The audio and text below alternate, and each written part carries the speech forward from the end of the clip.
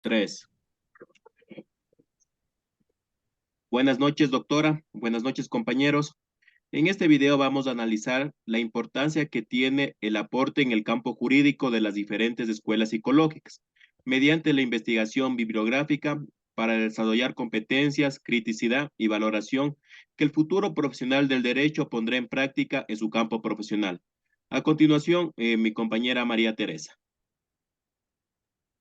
Gracias, compañero. Buenas noches, doctora. Mi nombre es María Teresa Sánchez Chávez, alumna del C1 de la modalidad en línea de la carrera de Derecho. Bueno, yo les voy a hablar acerca de la Escuela Positiva Italiana. Se conoce también como Escuela de Derecho Penal. Esta escuela surgió a mediados del siglo XIX en Italia y tuvo un impacto muy significativo en el desarrollo del derecho penal y la criminología.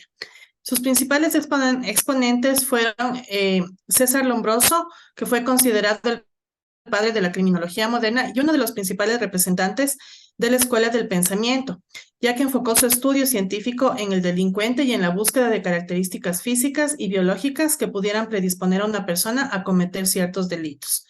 Lombroso argumentaba que existían tipos de criminales reconocibles por sus características físicas anómalas, como es la forma del cráneo o la presencia de tatuajes. Sin embargo, sus teorías fueron siempre criticadas por su falta de rigurosidad científica y su tendencia al determinismo biológico.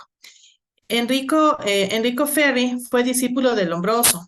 Desempeñó un papel fundamental en la escuela positiva italiana, ya que Ferri amplió las ideas de su maestro al considerar ciertos factores sociales y económicos en la explicación del delito.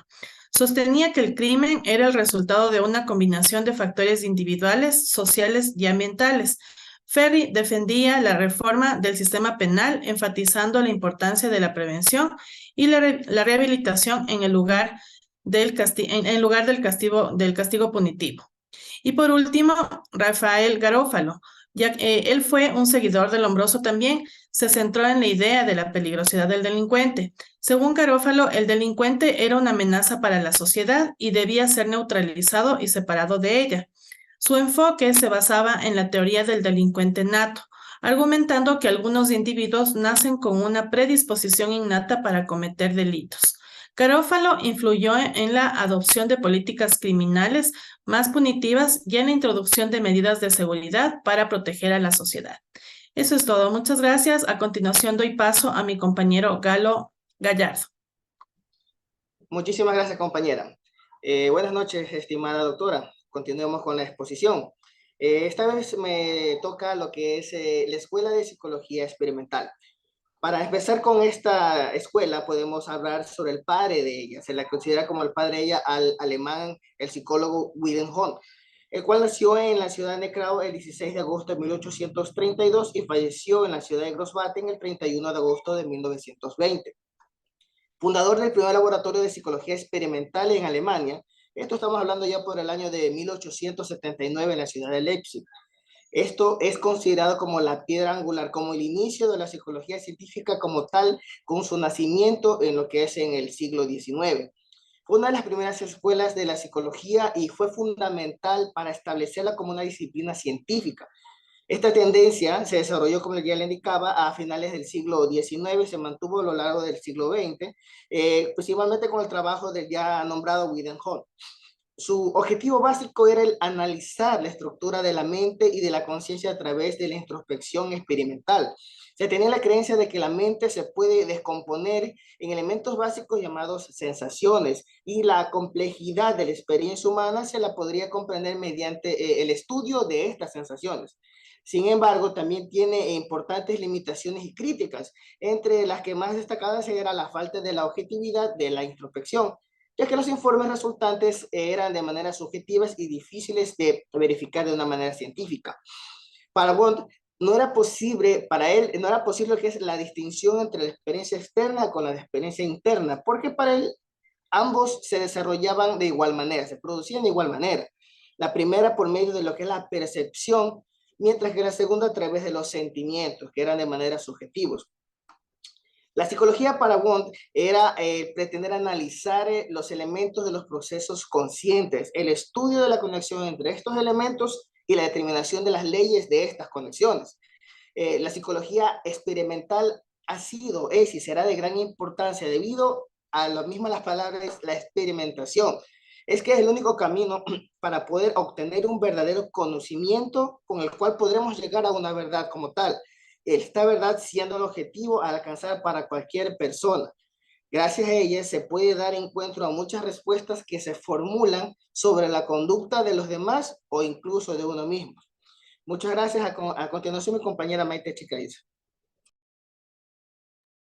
Muchas gracias, compañero. Compañeros, buenas noches, abogada.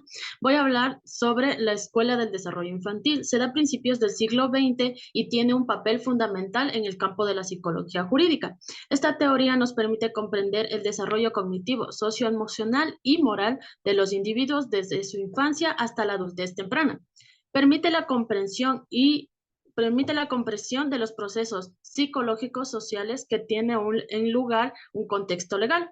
Asociados con esta tenemos algunos representantes, como son el psicólogo Juan Piaget. Propone una teoría centrada en la forma en que los niños contribuyen su conocimiento a través de la interacción con su entorno, llamada así el desarrollo cognitivo. Este está dividido en diferentes etapas, cada una con características distintivas en términos de razonamiento, comprensión y moral, y como es además la toma de decisiones. Ejemplo de estas tenemos la sensoriomotora, precariocional, concreta, formal y aplicada, y estas son aplicadas en la psicología jurídica. En el ámbito legal, permite a los individuos entender y participar en este sistema. Por otro lado, tenemos otro exponente, el cual es el psicólogo Lev Vygotsky. Su estudio se relaciona a la influencia sociocultural llamada la teoría del desarrollo sociocultural. Como su nombre lo indica, su factor importante es el desarrollo y la vinculación cultural en el desarrollo infantil. Comprende el aprendizaje y la adquisición de habilidades cognitivas que se producen a través de la interacción social y participación de actividades culturales. Esta perspectiva es relevante para la psicología jurídica y para esta se resaltan distintos factores, como la de los valores y las actitudes, en la ley y la justicia.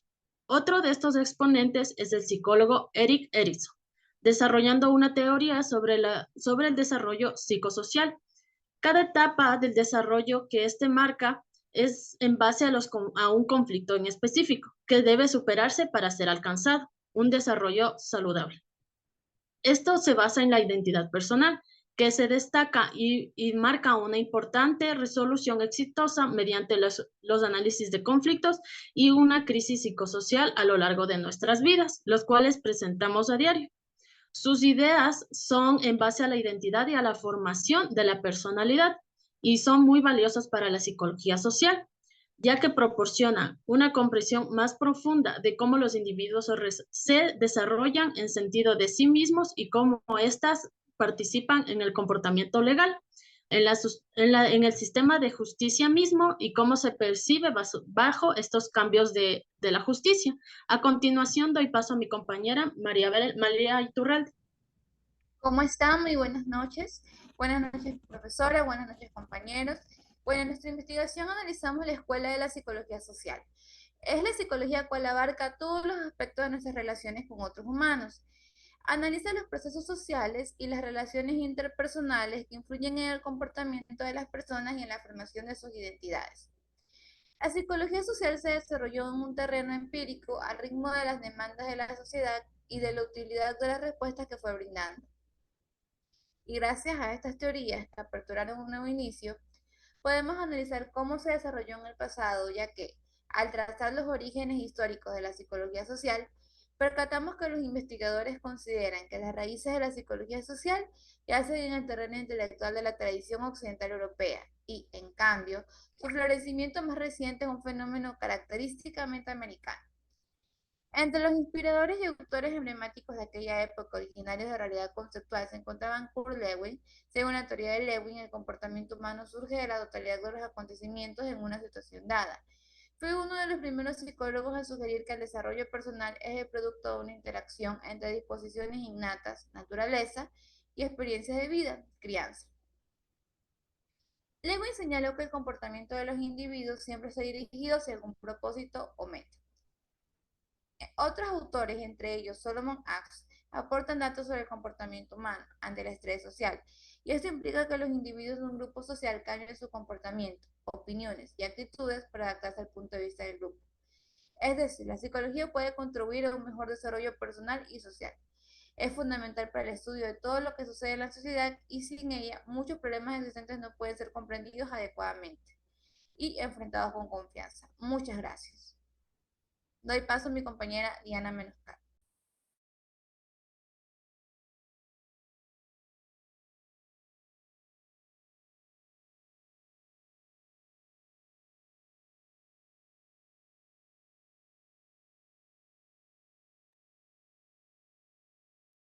Buenas noches, compañeros. Buenas noches, abogada. Yo les voy a hablar sobre las escuelas jurídicas del sunismo.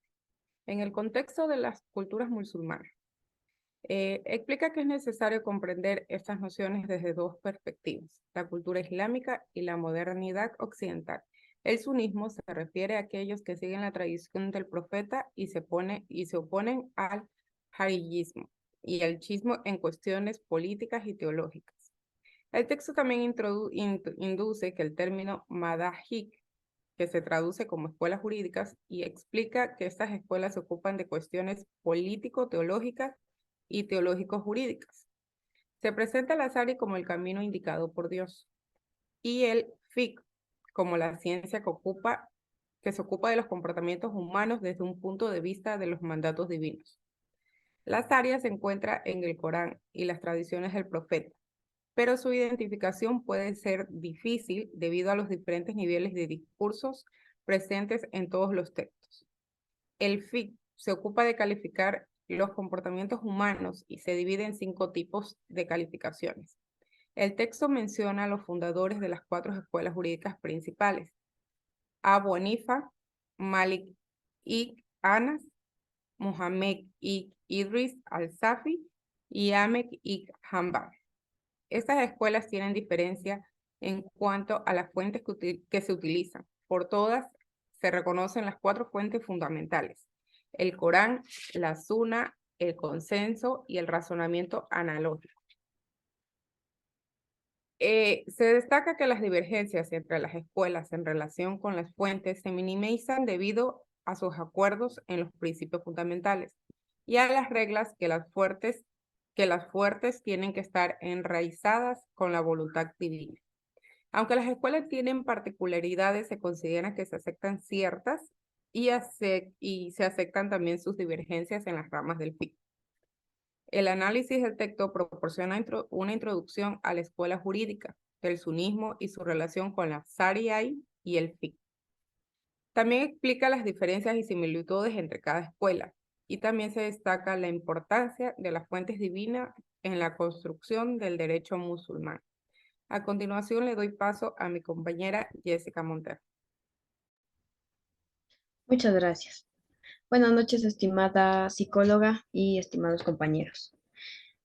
Mi nombre es Jessica Patricia Montero Mendía y yo voy a hablar sobre el análisis de la sociedad y el Estado enfocándose en el contexto del derecho musulmán. Destaca que el desarrollo y el enriquecimiento del derecho de un Estado están directamente relacionados con la complejidad de la sociedad.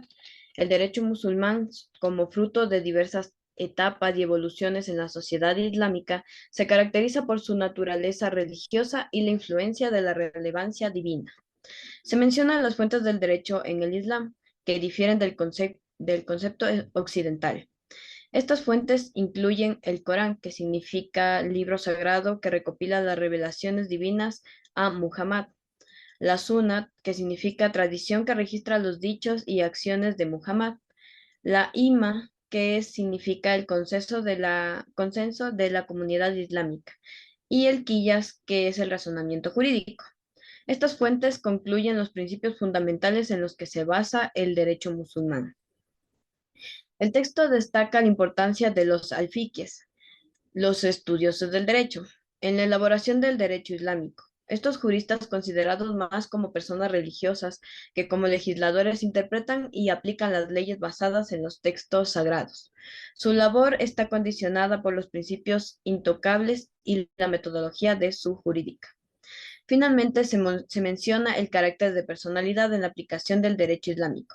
A diferencia de otros sistemas legales basados en la territorialidad, el derecho musulmán se aplica en función de la personalidad del individuo, lo que significa que una solución dada por una escuela jurídica es válida para los musulmanes de diferentes países y administraciones. Muchas gracias. A continuación, mi compañera Penil.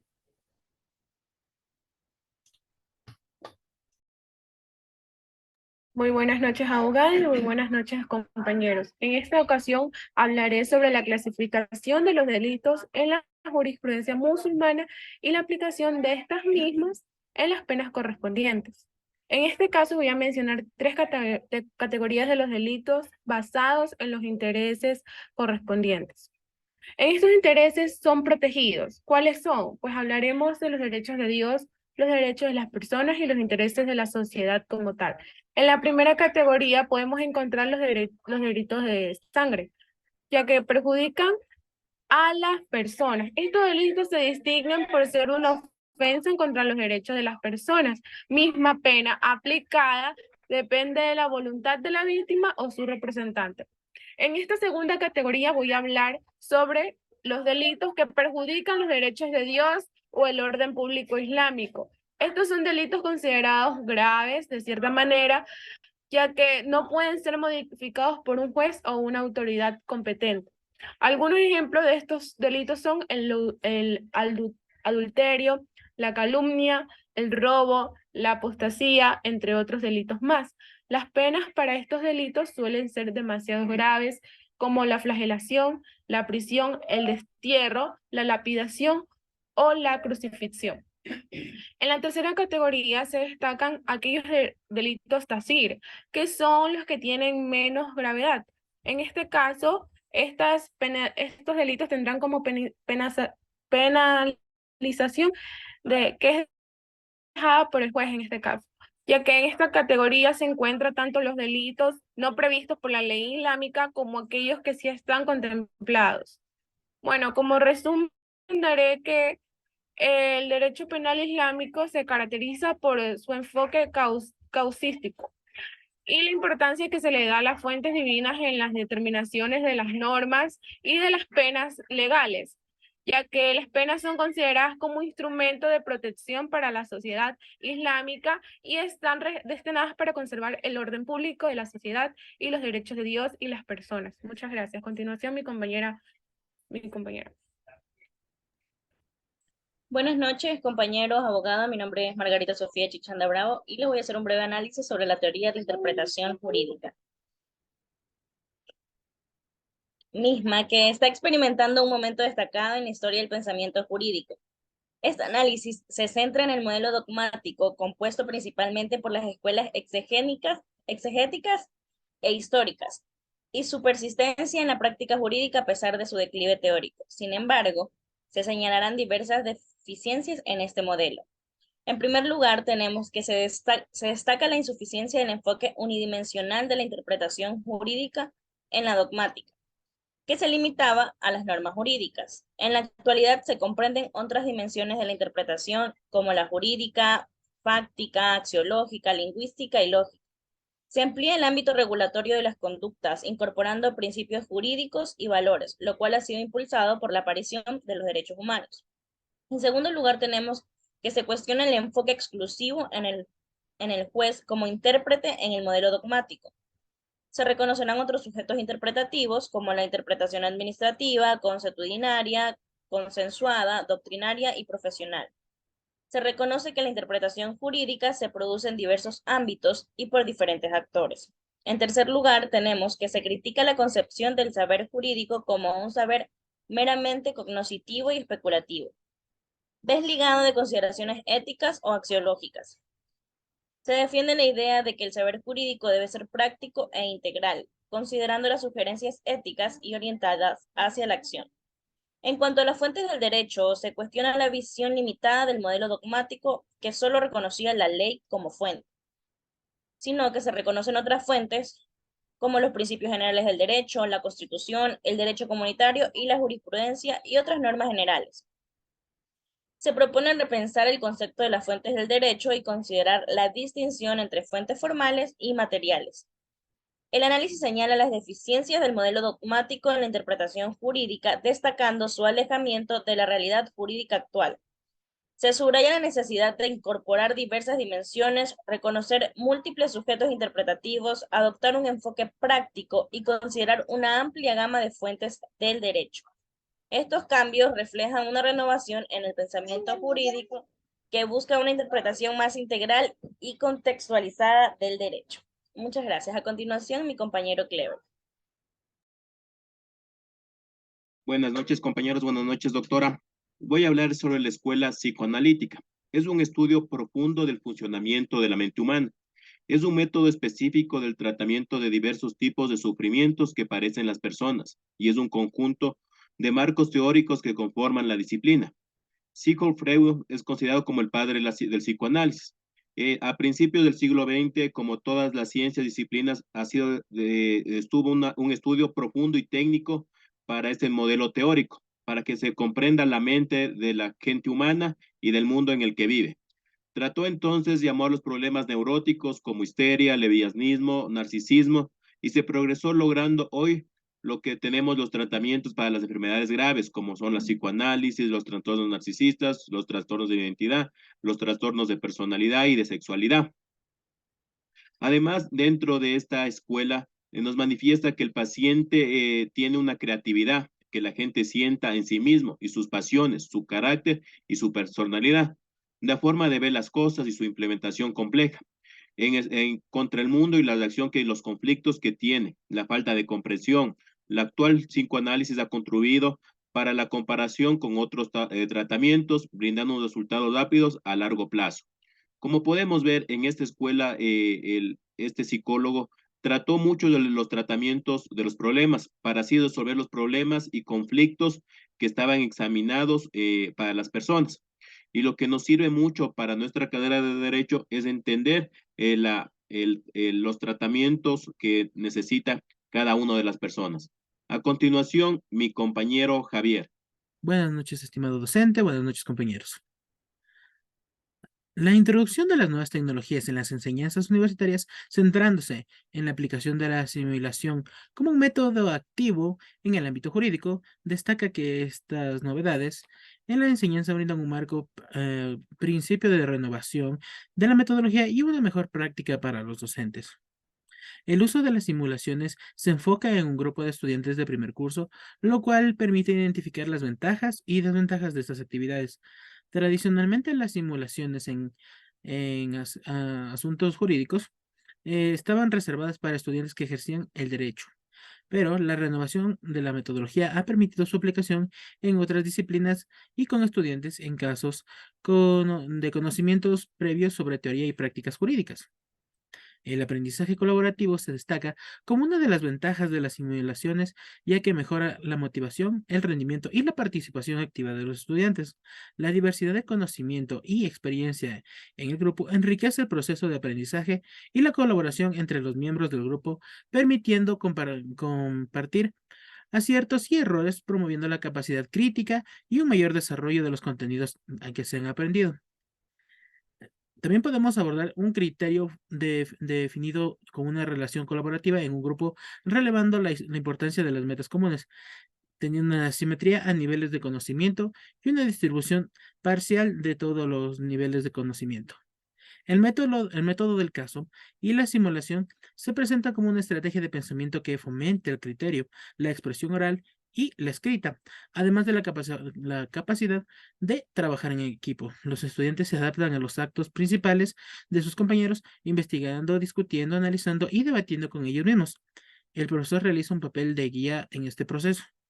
Aunque la simulación tiene ventajas en términos motivacionales y de resultados de aprendizaje, también presenta desafíos en cuanto a la planificación y la organización, la elaboración de casos y la elaboración entre profesores, centros educativos que pueden llegar a tener aspectos críticos de una manera independiente.